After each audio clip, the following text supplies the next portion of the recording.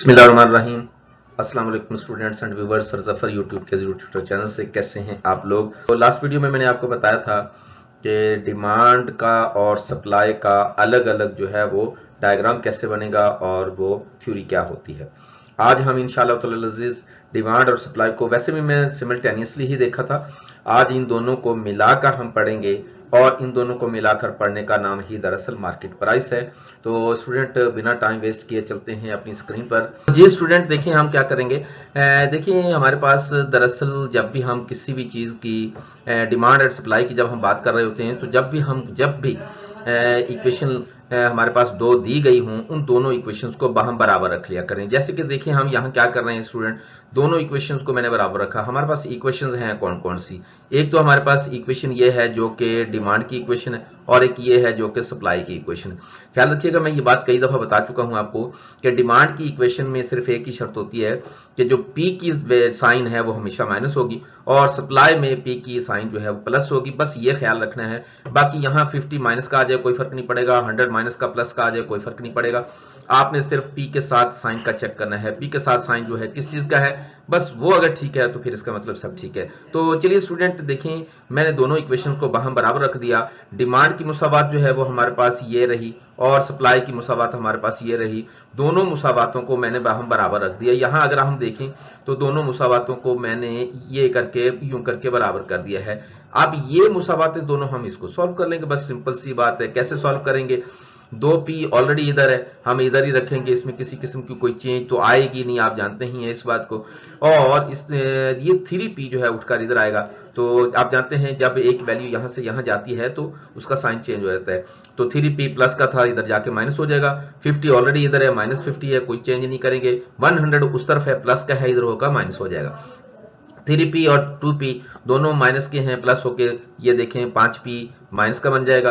इसी तरीके से 50 और 100 दोनों माइनस के हैं, जमा होने के बाद दोनों 150 हो जाएंगे और साइन माइनस का ही रहेगा। ये आप छोटी छोटी बातें जानते हैं। माइनस से हमने माइनस को खत्म कर दिया। 5p इक्वल टू 150, 150 को डिवाइड कर देंगे 5p पर, तो हमारे पास प्राइस की ये वाली वैल्यू आ गई। इसका मतलब है कि ये जो प्राइस की वैल्यू है ये दरअसल मार्केट में प्रीवेलिंग वैल्यू भी कहलाती है। यही मार्केट में इस वक्त चल रही है। अब पी की ये जो 30 वैल्यू है, इस पी की 30 वैल्यू को जिस मुसावात में आपका जी चाहता है रख लें, तो हमारे पास क्वांटिटी आ जाएगी किसकी, सप्लाई की भी आ जाएगी और डिमांड की भी आ जाएगी। दोनों में से आपकी मर्जी है जिस मुसावात में रखें।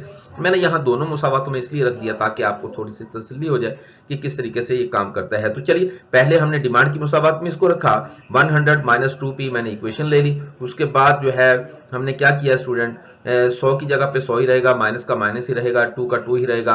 ये जो p है इसकी वैल्यू हमने अभी अभी तो फाइंड आउट की है, ये वाली वैल्यू 30। तो p की जगह पे मैंने 30 रख दिया। 30 को 2 से मल्टीप्लाई करेंगे तो 60 हो जाएगा। तो 60 माइनस का है, 100 में से 60 माइनस करेंगे तो हमारे पास ये 40 आ गया। ये दरअसल इक्विलिब्रियम क्वांटिटी आ गया। लेकिन चूंकि यहाँ हमने डिमांड की वैल्यू ली है, डिमांड की मुसावात से हल किया है, तो लिहाजा ये 40 जो है वो इक्विलिब्रियम डिमांडेड है। लेकिन यही वैल्यू सप्लाई की भी आएगी, जरूरत नहीं है लेकिन रख के देख लेते हैं हम। तो यहाँ हमने सप्लाई की जो इक्वेशन है वो ले ली। 3p माइनस 50 है, 3 की जगह पे 3 रखेंगे, p की जगह पे जो वैल्यू हमने फाइंड आउट की 30 वो लिखेंगे, 50 का 50, 30 को 3 से मल्टीप्लाई करेंगे 90 हो जाएगा और माइनस कर देंगे उसमें से 50 को, तो हमारे पास ये 40 फिर दोबारा आ गया। ये वैल्यू और ये वैल्यू दोनों बराबर ही आनी चाहिए, बराबर ही आएगी हर सूरत में।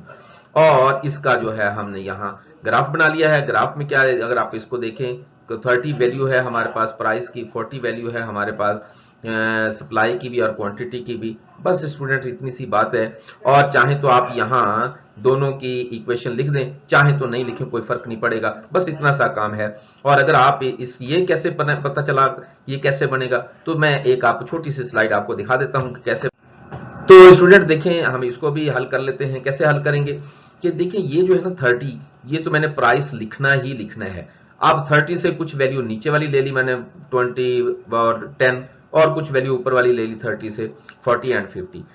जो 30 के सामने हमारे पास लास्ट में हमने देखा था कि क्वांटिटी आई थी, तो सप्लाई के जो कॉलम है उसमें भी आपने 40 लिखना ही जरूरी है और डिमांड में भी आपने 40 लिखना ही जरूरी है। 40 से कुछ वैल्यूज ऊपर लिख लें, कुछ कम लिख लें, कुछ ज्यादा लिख लें, बस आपका हल हो जाएगा सवाल। तो आप जानते हैं कि प्राइस छोटी हो तो सप्लाई भी छोटी होती है, प्राइस बड़ी हो तो सप्लाई भी बड़ी होती है। तो मैंने 30 से नीचे वाली वैल्यू ली 20, 10, लिहाजा सप्लाई की वैल्यू भी नीचे ले गया मैं 40, 30 और 20। जब मैंने 30 से ऊपर वैल्यू ली 40 एंड 50 तो सप्लाई को भी बढ़ा दिया मैंने। इसी तरीके से मैंने डिमांड को भी, उसके कॉलम को भी फिल कर लिया। कीमत कम है, 10 की तरफ जा रही है, तो डिमांड जो है वो 60 की तरफ चलेगी, बढ़ गई। नीचे देखें 40, 50 कीमत बढ़ रही है, तो डिमांड जो है वो 30 एंड 20 हो गई। इन कॉलम की मदद से हम ये वाला जो है वो ग्राफ हमने बनाया है। तो ये थोड़ा सा आसान सा काम था, ये मैं कई दफा बना चुका हूं, इसलिए मैंने बार बार इसको डिटेल में नहीं गया मैं। तो ये छोटी सी वीडियो थी हमारी। इंशाअल्लाह ताला नेक्स्ट वीडियो में आपको ये बताऊंगा स्टूडेंट्स कि अगर कस्टमर पर टैक्स लग जाए तो क्या होगा, सप्लायर पर टैक्स लग जाए तो क्या होगा, दोनों पर टैक्स लग जाए तो क्या होगा। फिर उसके बाद हम देखेंगे कि टैक्स तो लग गया, कलेक्शन क्या होगी, गवर्नमेंट को रेवेन्यू क्या आएगा। तो इंशाअल्लाह ताला इस टॉपिक जरा थोड़ा सा लंबा है, कई वीडियोस पर मुश्तमिल होगा, छोटे छोटे टुकड़ों में बना रहा हूं ताकि आपको आसानी से समझ भी आ जाए और आप बोर भी ना हो। छोटी छोटी वीडियो देखना स्टूडेंट के लिए आसान हो जाता है, बड़ी वीडियो में स्टूडेंट परेशान हो जाता है। तो बस ये आज छोटा सा टॉपिक था। इंशाअल्लाह ताला नेक्स्ट में हम टैक्सेस की असल वैल्यूज की तरफ चले जाएंगे। तो हमारे चैनल पे आने का बहुत बहुत शुक्रिया। इंशाअल्लाह ताला नेक्स्ट में हम टैक्सेस की वैल्यूज को देखेंगे, कैलकुलेट करेंगे, जायजा लेंगे, रेवेन्यू भी देखेंगे, टैक्स का असरात भी देखेंगे। अपना बहुत सारा ख्याल रखिएगा। लेकिन जाने से पहले आपको बता दूं, चैनल को शेयर करना है, लाइक करना है, सब्सक्राइब भी करना है। और आपको एक बात और बता दूं, मेरा एक चैनल और भी है जीड मोटिवेशन के नाम से, काइंडली उस पर लाजमी जाया करें और उसमें आपको मोटिवेशन मिलती है।